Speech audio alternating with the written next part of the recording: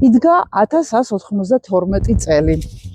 რიჩარდ ლონგული ჯვაროსნული ლაშქრობიდან ბრუნდებოდა ინგლისში, ცდილობდა დაბრუნებულიყო ინგლისში და როდესაც გაიარა ავსტრიის ტერიტორია, ის მიემგზავრებოდა არა როგორც ინგლისის მეფე, არამედ როგორც ჩვეულებრივი ადამიანი, ცდილობდა რომ თვალში არავის მოხვედროდა, განსაკუთრებით თავის მტრებს, მაგრამ მაინც როდესაც ვენის სიახლოვეს ერდბერგსზე ღამე გაათენა ერთ-ერთ ვირცაუში, ჩვეულებრივ გლეხის ტრაქტირში, დღევანდელი გაგებით სასტუმროში, ის არ დარჩა შეუმჩნეველი, არსებობს რამოდენიმე მოსაზრება, რატო მიხვდნენ რომ ეს იყო ინგლისის მეფე.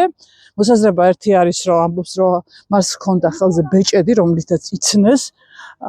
მეორე მოსაზრებით მან შეუკვეთა შემწვარი ქათამი, წიწილი, როგორც ამას არისტოკრატები და მეფეები აკეთებდნენ და მესამე ვარაუდით რიჩარდ ლონგულის თანმხლები პირები მას მიმართავდნენ სერ.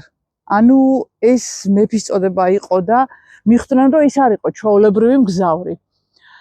დატყვევების მერე ლეოპოლდ მეხუთემ, ავსტრიის ჰერცოგმა, მაშინდელმა ჰერცოგმა ის დუნშტაინის ციხეში ჩაკეტა დიდი გამოსასყიდის მოლოდინში. გამოსასყიდი თანხა იმდენად დიდი იყო, რომ ეს პირველ რიგში ხო ძალიან მძიმედ დაეწვა ინგლისის მოსახლეობას და ამ გამოსასყიდი თანხით ავსტრიის მეფემ, ავსტრიის ჰერცოგმა ლეოპოლდ მეხუთემ გალავანი შემოარტყა ქალაქ ვენას, ააშენა ქალაქი ვინა ნოიშტატი და მოჭრა პირველად ვერცხლის ფული ავსტრიის ისტორიაში.